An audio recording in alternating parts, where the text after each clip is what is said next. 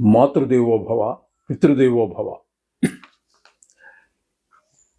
June నెల 2025 గోచార ఫలితాలు ఏ విధంగా ఉన్నాయో తెలుసుకునేటటువంటి ప్రయత్నం చేద్దాము. అది కూడా శాస్త్రీయ పద్ధతిలో తెలుసుకునే ప్రయత్నం చేద్దాము. ఇందులో నా కల్పనను కానీ, నా పైత్యం కానీ, నా కవిత్వం కానీ ఏమీ ఉండదండి. శాస్త్రం ఎంతవరకు ఉందో అంతవరకే చెప్పడం జరుగుతుంది. ఇందులో మిమ్మల్ని ఇంప్రెస్ చేయడానికి, మీ మెప్పు పొందటం కోసం ఎవరో మీ జీవితంలో ప్రవేశిస్తారని, మీరు కోట్లు సంపాదించేస్తారని ఇట్లాంటి పనికి మాలిన మాటలు ఏవి నేను చెప్పనండి. అలాగే కొన్ని గ్రహాల ప్రతికూలత ఉంటుంది, సహజం. కాబట్టి దాన్ని బూచిగా చూపించి మిమ్మల్ని భయభ్రాంతులు చేసే ప్రయత్నం కూడా ఏమీ ఉండదు. ఇది కేవలము గోచార ఫలితాలు మాత్రమే. ఇది నిష్ణాతులైనటువంటి శాస్త్రకారుడు చెప్తే ఒక 10 నుంచి 15% ఉంటుంది. తదుపరి ఫలితాలన్నీ కూడా మన వ్యక్తిగత జాతకం మీద ఆధారపడి ఉంటాయి.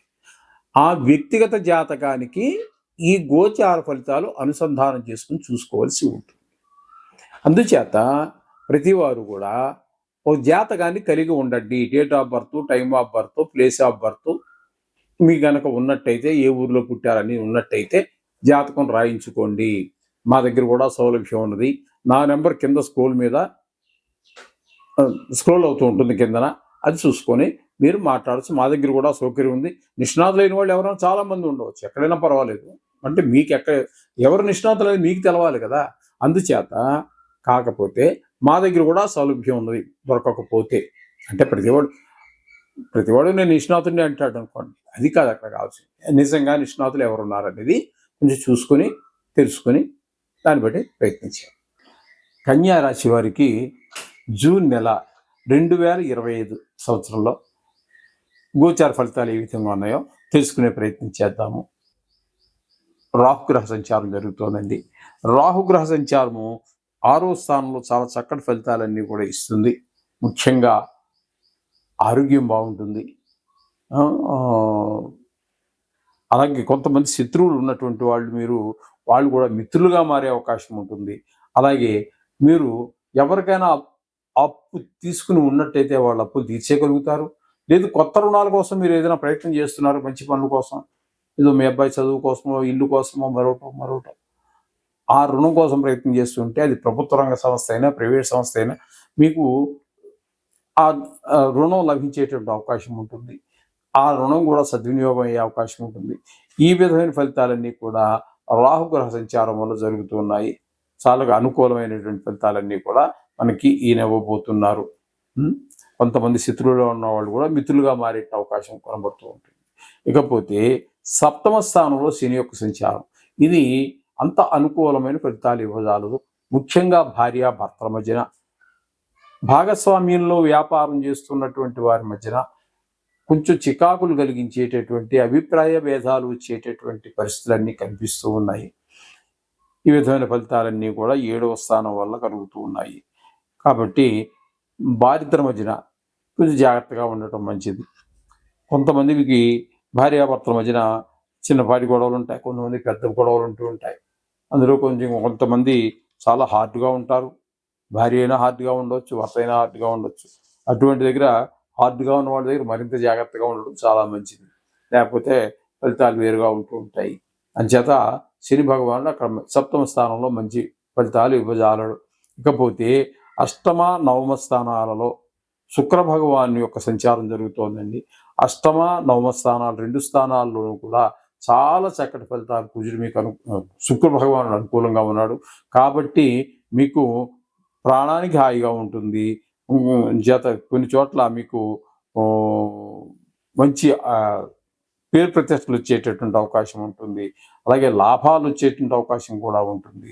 అలాగే భాగ్యస్థానంలోకి వచ్చే కూడా ఇంచుమించుగా ఇదేటటువంటి ఫలితాలు ఉంటాయి. కాకపోతే మీరు ఏదైనా దేవాలయాలకో పుష్కరాలకో వెళ్ళాలనుకుంటే వెళ్ళగలుగుతారు. ఈ విధమైన ఫలితాలన్నీ 8, 9 స్థానాలలో శుక్ర భగవాన్ యొక్క అనుగ్రహం వల్ల మీకు షేర్ మార్కెట్లో ఉన్నటువంటి వారికి, సినిమా రంగంలో ఉన్నటువంటి వారికి, ఈ సోషల్ మీడియాలో ఉన్నటువంటి వారికి చాలా చక్కటి అనుకూలమైనటువంటి పరిస్థితులు శుక్ర భగవానుడు కల్పిస్తున్నాడు. శుక్రుని యొక్క అనుగ్రహం పూర్తిగా ఉందని వీరికి చెప్పుకోవచ్చు. ఇకపోతే రవి యొక్క సంచారం కనుక మనం తీసుకున్నట్టయితే వీరికి భాగ్యస్థానంలో ఒక 14 రోజుల పాటు ఉంటారు. ఆ తదుపరి దశమ స్థానంలోకి వస్తారు. భాగ్యస్థానంలో రవి శుభ ఫలితములు ఇవ్వకపోయినప్పటికీ దశమ స్థానంలోకి వచ్చాక మాత్రం మంచి వృత్తిపరమైన మంచి ప్రోగ్రెస్, అభివృద్ధి కనిపిస్తూ ఉంటుంది. ధనాదాయం పెరుగుతుంది, ఆరోగ్యం పెరుగుతుంది. ఈ భాగ్యస్థానంలో మాత్రం కొన్ని ఇబ్బందికర పరిస్థితులు ఉంటూనే ఉంటాయి. కానీ దశమ స్థానంలో మీకు చాలా చక్కటి ఫలితాలన్నీ కూడా మనకి సూర్యభగవానుడు ఇవ్వబోతున్నాడు. ఇకపోతే దశమ స్థానంలో గురువు యొక్క సంచారం జరుగుతోంది. దశమ స్థానంలో గురువు యొక్క సంచారం కూడా శుభప్రదమైనటువంటి ఫలితాలు ఇవ్వదు. ఉద్యోగపరమైనటువంటి ఇబ్బందులు ఏవో ఉంటుంటాయి. ఈ విధమైన ఫలితాలు. ఇకపోతే బుధుని యొక్క సంచారం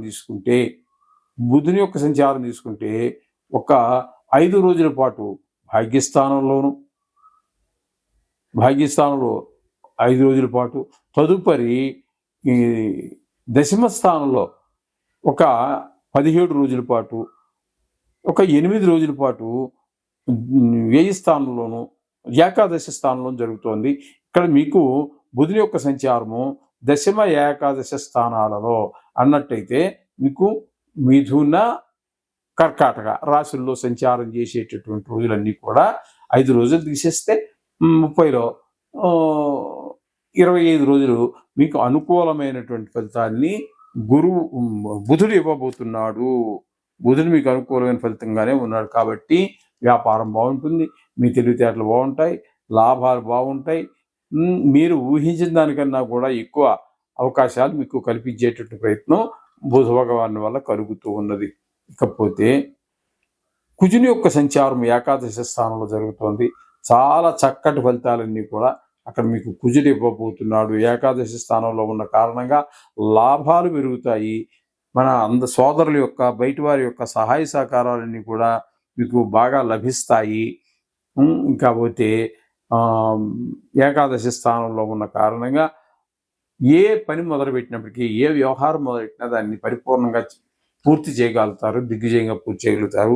ఈ విధమైనటువంటి ఫలితాలన్నీ కూడా మీకు కనిపిస్తూ ఉన్నాయి. అంచేత మొత్తం మీద ఎక్కువ గ్రహాలు, ఎందుకంటే 1, 2, 3, 4 గ్రహాలు పూర్తి స్థాయిలో మీకు అనుకూలంగా ఉన్నాయి. ఒక గ్రహం మాత్రం పాక్షికంగా అనుకూలంగా ఉన్న కారణంగా బాగుందని చెప్పుకోవాలి. అంచేత అలా అని చెప్పి పెద్దగా మీరు ఎగిరిగెత్తే ఎక్కర్లేదు. ఏ పని చేసినా ప్రారంభించినా పూర్తి చేయగలుగుతారు. మిగతా గ్రహాలు ప్రతికూలత ఉండనే ఉంది కాబట్టి ఆ రోజు ఈ నవగ్రహాలని పూర్తి చేసుకోండి. అంతా కూడా చక్కటి ఫలితాలు ఉంటాయి. శుభం.